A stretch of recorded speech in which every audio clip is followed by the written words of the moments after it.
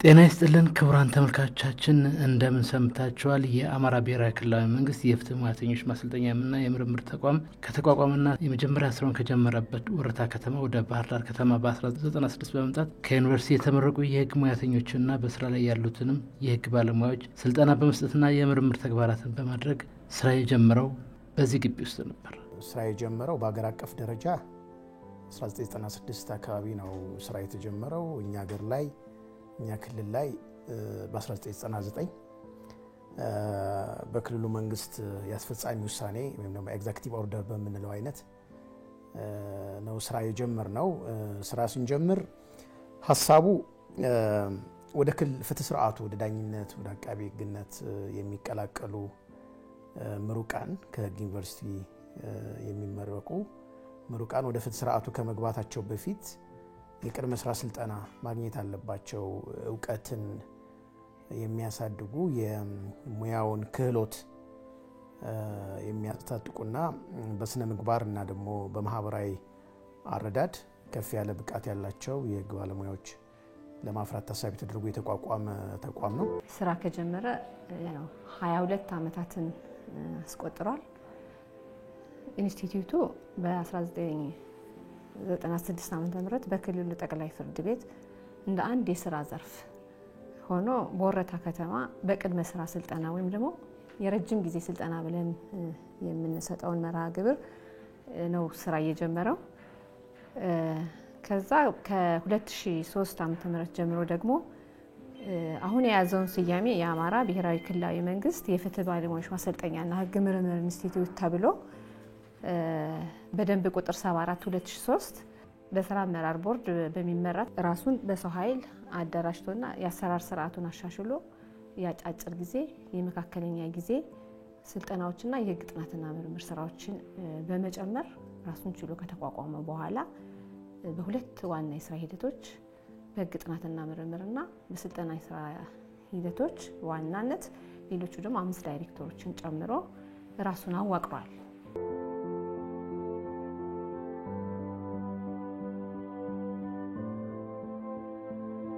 ኢንስቲትዩቱ የቴክኖሎጂ ግብዓትን በመጠቀም ለሰልጣኞች ሙሉ መሆኑ የሚደረገው ጥረት በኤስቲ ሩማቸው ውስጥ ገብተን እንዲህ ለመመልከት ችለናል።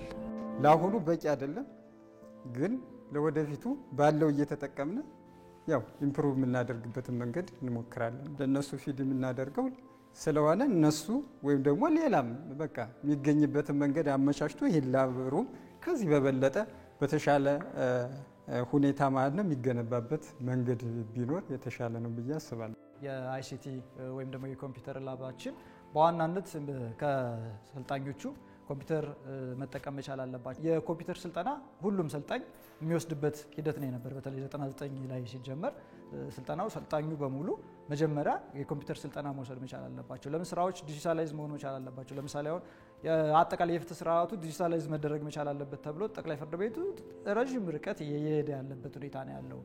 ፍትህ ቢሮ በተመሳሳይ ሁኔታ። ስለዚህ እዚህ ሰልጥነው የሚወጡ ዳኞችና አቃቢ ህጎች ራሳቸውን ለዛ ለሚፈለገው ዓላማ አብቅተው መውጣት መቻል አለባቸው ወይም ዝግጁ ሆነው መውጣት መቻል አለባቸው። ቀጥታ ሄደው ስራዎቻቸውን ኮምፒውተራይዝ በሆነ ሁኔታ ሊሰሩ በሚችሉበት ሁኔታ ዩኒቨርሲቲ ላይ ያለ ክፍተት ካለ እሱን ታሳቢ ያደረጉ ስልጠናዎች የሚሰጡበት መሆኑ መቻል አለበት። ሰልጣኞች አይሲቲ ሩም ገብተው የላፕቶፕ የሚጠቀሙበት ወይም ኢንተርኔት የሚጠቀሙበት አገልግሎት አልነበረም። ለዓይነ ስውራንም በተመሳሳይ ይህንን ችግር ለመቅረፍ የዴስክቶፕ ጥያቄ አቅርበን በእርዳታ ከ25 የማያንሱ ዴስክቶፕ ኮምፒውተሮችን አግኝተናል። ከክሎት አኳያ ህግ ትምህርት ቤቶች አካባቢ ያለው ነገር ወደ እኛስ ተቋም ስንመጣ ክሎት ላይ በጣም ሰፊ ስራ የምንሰራበት የተግባር ልምምዶች የሚኖሩበት ሲሙሌሽን ሩምስ የሚኖሩበት ኮርት ሩምስ ዴቨሎፕ የምናደርግበት አሁን ያለንበት ተጨባጭ ስታተስ የተሰጠን ማንዴትና ተልዕኮ የሚጠብቀውን ያክል የተሟላ አገልግሎት ለመስጠት የሚያስችል አይደለም።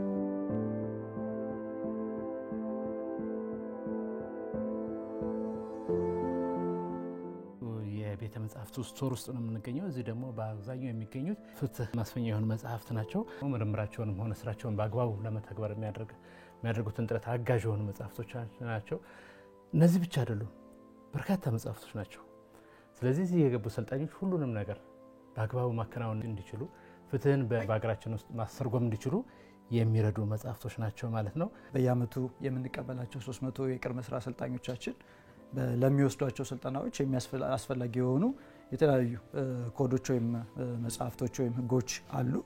ስለዚህ እነዚህን ኮዶች በተቻለ መጠን ስልጠናውን እስከሚጨርሱ ድረስ የሚያስፈልጓቸውን ለምሳሌ ወንጀል ህግ መጽሐፍቶችን ወይም ኮዶችን ይጠቀማሉ። ስነ ስርዓቶችን የፍትሐብሔር ወንጀል ሲወስዱ በተመሳሳይ ሁኔታ እንዲሁም የመሬት ህጎችንም ሲወስዱ በተመሳሳይ ሁኔታ የገጠር መሬት ህጎችን አስፈላጊ የሆኑ አዋጆችን እናቀርባለን። ስለዚህ ይሄ ቤተ መጻሕፍት ነው በዋናነት ለዚህ አገልግሎት እየዋለ ያለ። ከዛ ባለፈ በተመሳሳይ ሁኔታ የጥናትና ምርምር ለሚያከናውኑ አሰልጣኝና ተመራማሪዎቻችንም እንዲሁም ደግሞ አሰልጣኞች ራሱ ስልጠና በሚሰጡባቸው ጊዜ ተጨማሪ አጋዥ መጽሐፍቶችን ህጎችን በሚፈልጉበት ጊዜ ያሉ እንትኖችን ይጠቀማሉ። እነዚህ በመታያቸው ለምሳሌ እዚህ አካባቢ አብዛኞቹ የኢትዮጵያ ህጎች ናቸው ወይም ኮዶች ናቸው። 1950 ጀምሮ የወጡ ህጎች እና የተጠቃለሉ ወይም ደግሞ ኮዲፋይድ የሆኑ ህጎች የምንላቸው ናቸው። የፍትሐብሔር ህግ አለን፣ የወንጀል ህግ አለን፣ የወንጀል ስነ ስርዓት፣ የፍትሐብሔር ስነ ስርዓት፣ የንግድ ህጎች አሉን አዲሱን የንግድ ህግ ጨምሮ ማለት ነው። ስለዚህ እነዚህን ይጠቀማሉ። በተመሳሳይ ሁኔታ ቀደም ሲልም ለመግለጽ እንደሞከልኩት የፌዴራል ጠቅላይ ፍርድ ቤት ሰበር ሰሚ ችሎት የሚሰጣቸው ውሳኔዎች የሚወስናቸው ውሳኔዎች ህጎች ናቸው። እንደ ህግ ሆነው ነው የሚያገለግሉት እስካልተቀየሩ ድረስ። ስለዚህ ከኮዲፋይድ ከሆኑት ወይም ደግሞ በአዋጅ መልክ ታትመው የወጡ ህጎች እንዴት ነው መተርጎም መቻል ያለባቸው በሚል የሚሰጧቸው ውሳኔዎች ህግ ሆነው ነው የሚያገለግሉ እስካልተቀየሩ ድረስ ማለት ነው። ስለዚህ እነሱ የሰበር ውሳኔዎች በተጨባጭ ለሰልጣኞች በተለይ መቅረብ መቻል ስላለባቸው እነዚህ ከፌዴራል ጠቅላይ ፍርድ ቤት በትብብር እንዲሁም ደግሞ አልፎ አልፎ ደግሞ በግዢ የመጡ እንትኖች ናቸው መጽሐፍቶች ናቸው ወይም ደግሞ የሰበር ውሳኔዎች ናቸው ማለት ነው።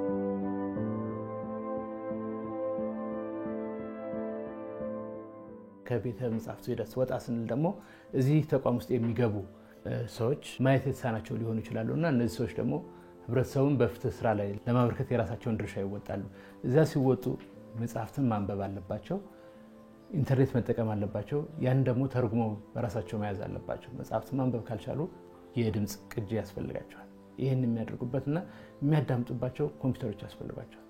ኮምፒውተሮች እንግዲህ ቀደም ሲል እንደነገርኳችሁ ይሄኛው ኮምፒውተር እና እቺ ሁለቱ ኮምፒውተር የነሱን የአሰራር ሂደት ለማፋጠን ወይም ደግሞ ለማሳለጥ የተሰሩ ናቸው። እነዚህ ኮምፒውተሮች በጽሁፍ ያለውን ወደ ድምጽ ቀይረው ይሰጧቸዋል። እነሱም ተጠቅመው ደግሞ ወደ ማንበብ ይገባሉ። ከማንበብ በላይ ደግሞ ህግን ያስተረጉማሉ። ግን እዚህ ላይ ያሉ አንድ ኮምፒውተር ብቻ ነው።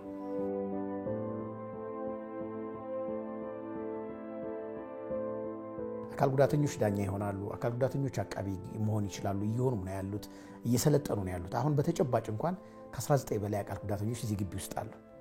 ለእነሱ ፋሲሊቲ ምቹ የሆነ ኢንቫይሮንመንት መፍጠር ስለሚገባ ነው። ፋሲሊቲዎቻችንና ወደፊት የምንሰራቸው የለውጥ ስራዎች እኒሁ ሁሉ ታሳቢ ያደረጉ እንዲሆኑ ሳፖርቲንግ ማቴሪያልስ እንዲኖራቸው ለማድረግ ጥረት እያደረግን ያለ ነውና እኛም በመናቀው ልክ የክልሉ መንግስትም እንደሚገነዘበው አሁን የምንገኝበት የፋሲሊቲ ስታንዳርድ መቀየር ያለበት መሆኑን ተግባብተን ነው ስራ እየሰራን ያለ ነው።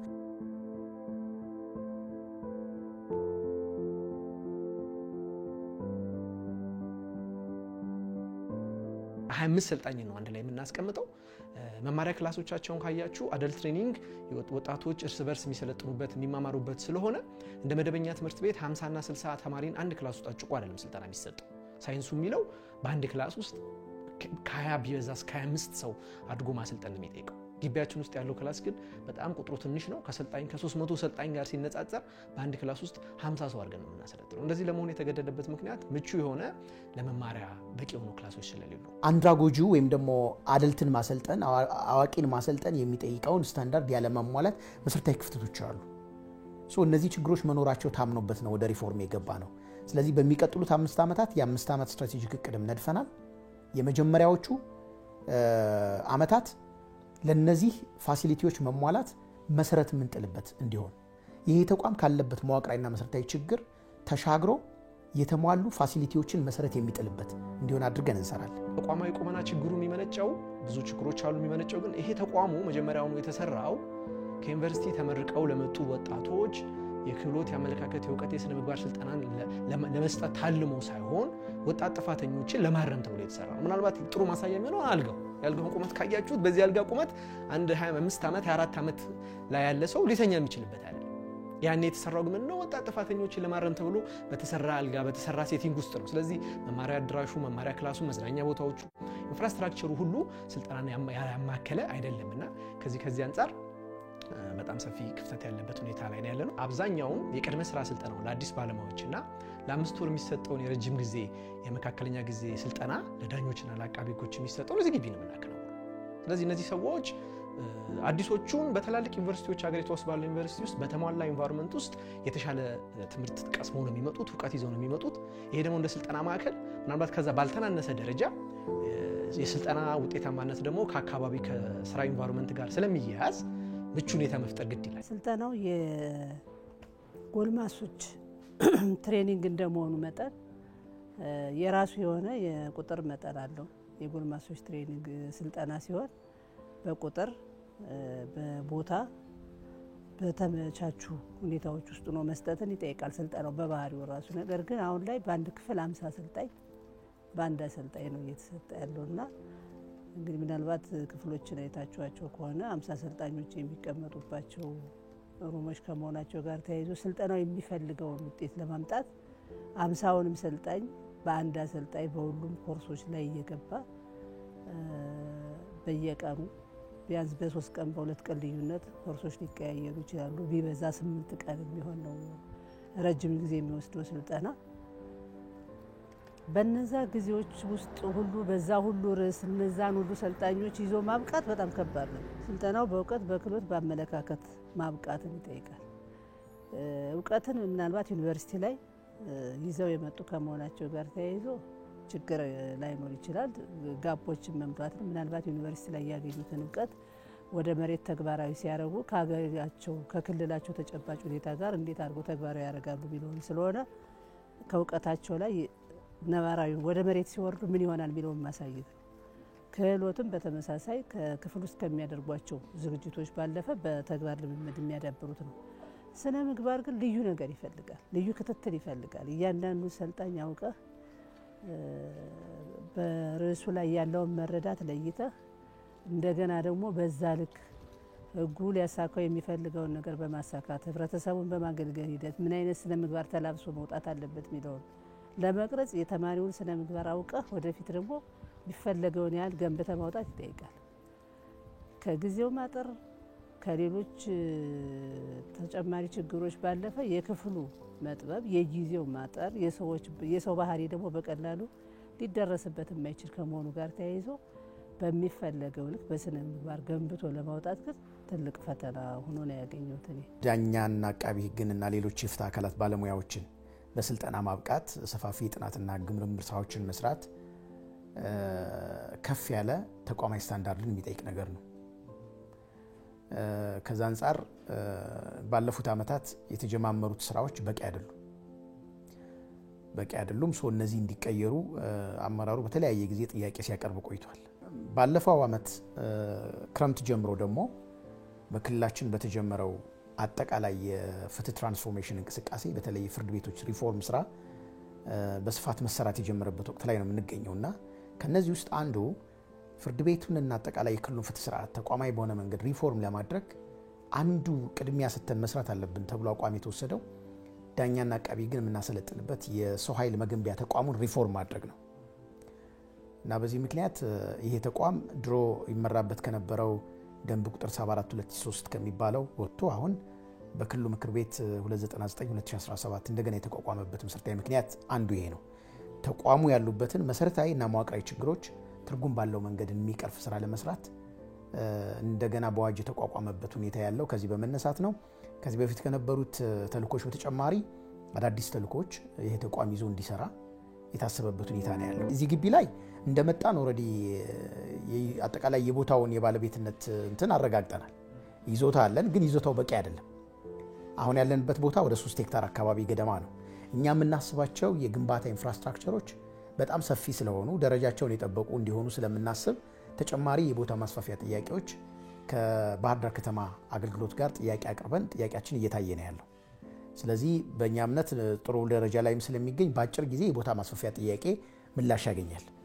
የክልሉ መንግስት ደግሞ ሪፎርሙ ካሰበው አኳያ ይሄ ተቋም ስታንዳርዱን ጠብቆ መገንባት የሚገባው ስለሆነ የካፒታል ፕሮጀክት ጥያቄዎችን እየሰራን ያለ ነው።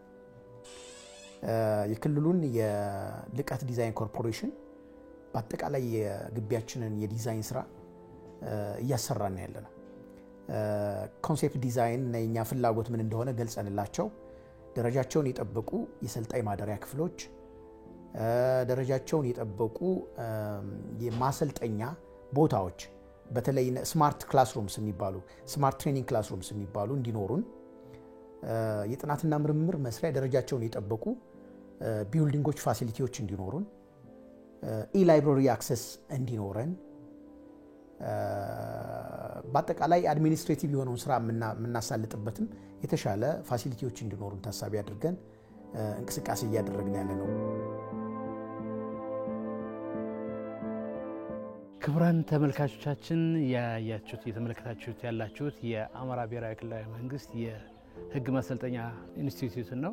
እዚህ ውስጥ ገብተን የተለያዩ ነገሮችን ወደ እናንተ ስናቀርብ ቆይተናል። ባቀረብንላቸው ነገሮች ሁሉ ጎደሎችን ለመመልከት እንችላለን። መልካም ነገሮች አሉ። አሁን የምናየው ደግሞ እዚህ እኔ የተቀመጥኩበት ቦታ ላይ ተማሪዎች ወይም ሰልጣኞች የግሩፕ ውይይታቸውን የሚያደርጉባቸው ቦታዎች ናቸው። ሁሌም ትምህርታቸውን ደግሞ ስልጠናቸውን ከጨረሱ በኋላ የግሩፕ ስራ ሲሰጣቸው በግሩፓቸው መሰረት ወደ ዛፍ ጥላ ስር ሄደው እንደዚህ ተሰባስበው ውይይታቸውን ያደርጋሉ። በዛ መካከል ደግሞ የሚገጥማቸው ነገር አለ። የተሽከርካሪ ድምጽና የሰዎች የሰራተኞች እንቅስቃሴ ውይይታቸውን የሚያውክ ነገር ይኖራል። ስራ ሰልጣኝ ተግባር ልምምድ የሚያደርጉበት ራሱን የቻለ ፕሮግራም ቢኖርም በዚህ በክፍል ውስጥ የሚሰጠውን ስልጠና ግን በራሳቸው ደግሞ እየተለማመዱ እንዲያመጡት ማድረግ የግድ ይጠይቃል።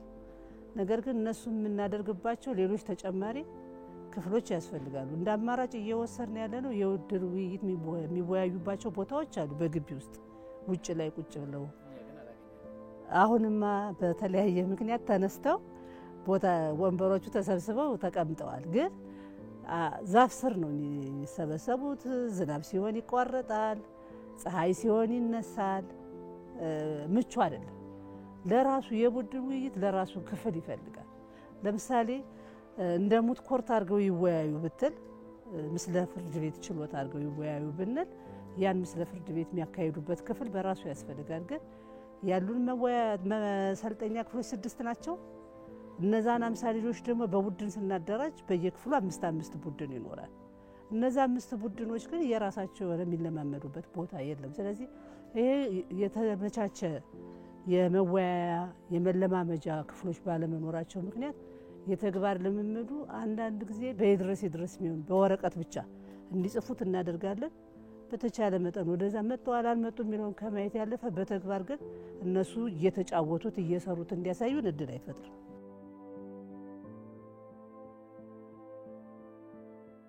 ይሄ ግቢ ሲጀመርም የተሰራው ለስልጠናና ለምርምር ስላልነበረ በጣም ብዙ ሰፊ ችግሮች ያሉበት ነው። የመጀመሪያው ለምርምር የሚሆኑ ኢንቫይሮንመንቶች የሉትም። ጸጥ ያለ ግቢ አይደለም። ብዙ ፋሲሊቲ የጎደለው ነው። ለስልጠናም ቢሆን እንደዛው የማደሪያ ችግር ያለበት፣ ሰልጣኞች መዝናኛ የሌለበት፣ የምናሰለጥናቸው ሰልጣኞችም ከዩኒቨርሲቲ ግራጁዌት አድርገው የመጡ ስለሆኑ ዩኒቨርሲቲ ጋር ከነበረው ፋሲሊቲ ባነሰ ነው እንደገና ወደዚህ የሚመጡትና መሰረታዊ የሆነ ችግር ያለበት ተቋም ነው እስካሁን ስንሰራበት የነበረውና እንግዲህ ይሄን ሁሉ በመቋቋም ነው እስካሁን ድረስ ወደ 17 ዙር አካባቢ ሰልጣኞችን እያሰለጠነ ለፍትህ ተቋማቶች ይሰጥ የነበረውና በምርምርም ዙሪያ ከ9 በላይ ቅጾችን የህግ ክፍተት ያለባቸውን አዳዲስ ህግ ማመንጨት የሚያስፈልጋቸውን ኤሪያዎች እንዲሁም ደግሞ አማራጭ የሙግት መፍቻ ስርዓት ሆነው ሊያገለግሉ የሚችሉ የኛ ክልል ባህላዊ ዳኝነት ስርዓቶች ዙሪያ ላይ ምርምር እያደረገ ለፍትህ ተቋማት ሲያበረክት የነበረው ይህን ሁሉ ችግሮችን በመቋቋም ከምርምር አኳያ የኛ ተቋም በጣም ሰፋፊ ተልእኮች ነው የተሰጡት። በዋናነት የክልሉ የፍትህ ስርዓት የዳኝነት ስርዓት ችግሮች ማነቆች ምን እንደሆኑ በጥናትና ምርምር መለየት፣ ምክር ሀሳብ ማቅረብ፣ አሁን ክልል ውስጥ እየተገበሩ ያሉ የህግ ማዕቀፎች ያሉበት ሁኔታ ስስ በማድረግ የሚጎላቸው ነገር ካለ እንዲሻሻል መስራት፣ አዳዲስ የህግ ማዕቀፍ እንዲቀረጽ ሪኮመንድ ማድረግ፣ የክልላችን የዳኝነትና የፍትህ ስርዓት በአጠቃላይ በዲጂታላይዜሽን እንዲታገዝ ጥናትና ምርምሮችን መስራት። እሱ ብቻ አይደለም። በተለይ በአዲሱ አዋጅ የተጨመረው የክልሉን የህግና የፍትህ የመረጃ ማዕከል ማበልጸግ፣ ትልቅ ዳታ ሴንተር ኢስታብሊሽ ማድረግ ይጠበቅብሃል። ህጎችን እዚህ ጋር ቬይል ማድረግ ይኖርብሃል። አጠቃላይ የክልሉ ፍትህ ስርዓትን በሚመለከት መረጃ የሚፈልግ ተመራማሪ ቢኖር መንግስት ውሳኔ ለመስጠት ቢጠይቅህ ያንን መረጃ አደራጅቶ ማቅረብ የኛ ኃላፊነት እንዲሆን ተደርጎ ነው የተሰጠውና ማንዴቶቹ ሰፊ ስለሆኑ በዚህ ረገድ አሁን ካሉብን መዋቅራዊ ችግሮች ወጥተን ይህንን ተልዕኮ መወጣት ወደሚያስችል ቁመና መሸጋገር ይኖርብናል። በቂ ላይሆኑ ይችላሉ፣ ግን የነበረን የሰው ኃይል ከዚህ በላይ የሚያሰራም አልነበረም። ለረጅም ጊዜ በሁለትና በሶስት ባለሙያዎች ነበር የምርምር ስራ ሲሰራ የነበረው። አሁን በቅርብ ነው፣ በዚህ ዓመት ነው ተመራማሪዎች የተሟሉት። ስለዚህ አልፎ አልፎ የውጭ ተመራማሪዎችን እንጋብዛለን። ዩኒቨርሲቲ ላይ ያለው መምህራኖች፣ ፕራክቲሽነሮች፣ ዳኞች፣ አቃቢ ህጎች ምርምር ስራ እንዲሰሩና ለፍትህ ስርዓቱ ላይ ችግር አለ ብለው የሚያስቧቸው ኤሪያዎች ላይ የምርምር ስራዎችን እየሰሩ ኤዲቶሪያል ኮሚቴ ያያቸው ለህትመት ይበቃሉ ተብለው የሚታሰቡትን ለህትመት እያበቃን ቆይተናል። ስለዚህ ውስንነቱ አለ። ውስንነቱ ግን ያለው የባለሙያ እጥረት ነበረ። ኦልሞስት አንድ አስተባባሪና እኔ ብቻ የነበርንበት ጊዜ ነበርና ስለዚህ በዚህ ምክንያት በተፈለገው ልክ ክልሉ ላይ ያሉ የፍትህ ስርዓቱ ችግሮች የምንላቸውን ዳሰን አልጨረስንም። አሁንም በጣም ብዙ መስራት የሚጠይቅ ኤሪያ ነው። የመምህራንን እጥረት በተመለከተ ነገራችን ላይ ያው ከጊዜ ወደ ጊዜ የተሻሻለ የመጣ ሁኔታ አለ። አሁንም ቢሆን እጥረቱ አልተቀረፈም። ይህን እጥረት እንዳለ በየጊዜው እኛም ችግሩን እያሳየን ነው ለሚመለከታቸው አካላት። በየአመቱም አንድም ሁለትም አሰልጣኝና ተመራማሪዎች እየተጨመሩልን ነው። በዘንድሮ ዓመትም ይሄው 2 አሰልጣኝና ተመራማሪዎች እንድንቀጥር ተፈቅዶልናል። ይሄ ችግሩን በተወሰነ ደረጃ ይፈታል ነው። እንደዛም ሆኖ ግን ተቋሙ ሲቋቋም የአሰልጣኝና ተመራማሪዎች ቁጥር ተብሎ በተቀመጠው የጥናታዊ ስታንዳርድ መሰረት ግን የሚያሟላ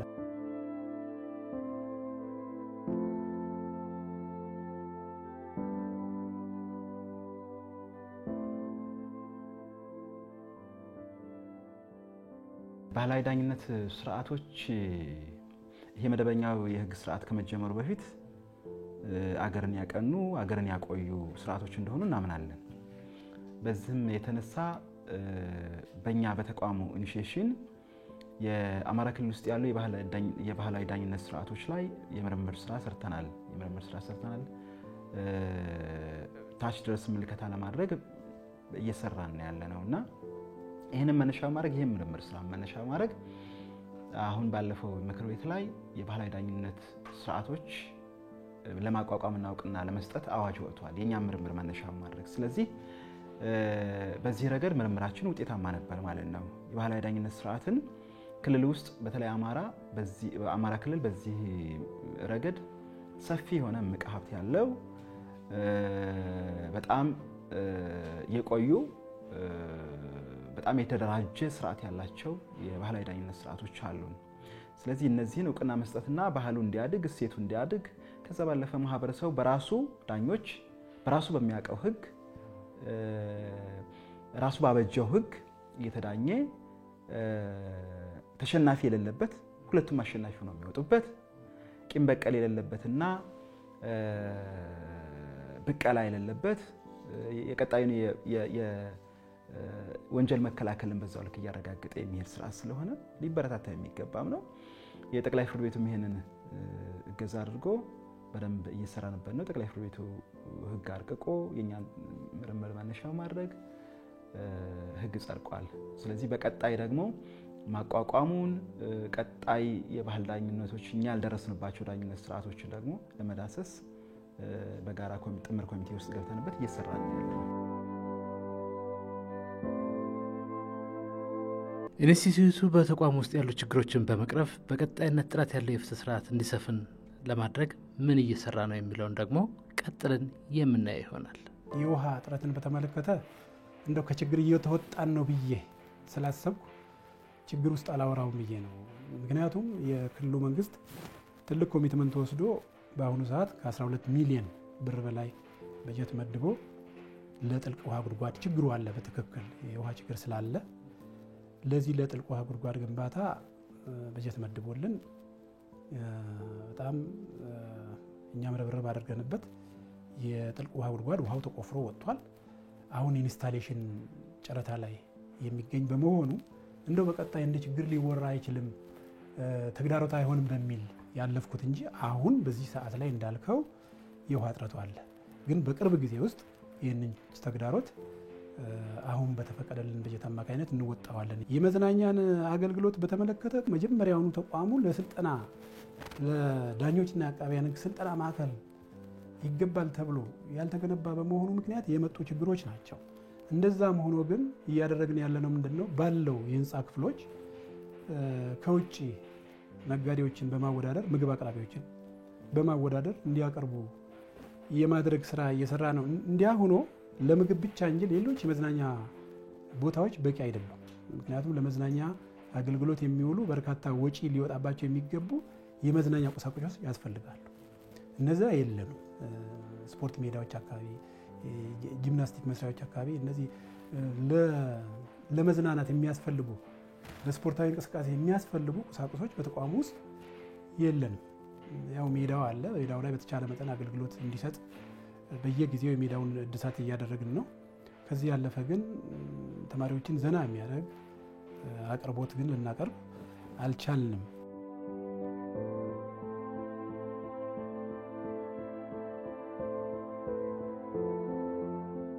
ከሌሎች አካላት ጋር ለምሳሌ ዩኒቨርሲቲዎች ጋር በቦርድም ደረጃ የባህር ዳር ዩኒቨርሲቲ የቦርድ አባል ነው። አንደኛ የቦርድ አባል ነው።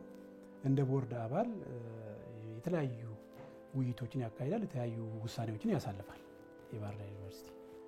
ሁለተኛ ከባህር ዳር ዩኒቨርሲቲ ጋር ስንገናኝ እንደ ቦርድ አባልነት ብቻ ሳይሆን ለምሳሌ ሰልጣኞች ወደዚህ ተወዳድረው ሲገቡ እንደ ፈተና ኮሚቴም አንድ ኮሚቴ አባል ነው የባህር ዳር ዩኒቨርሲቲ እንደምንመለከተው።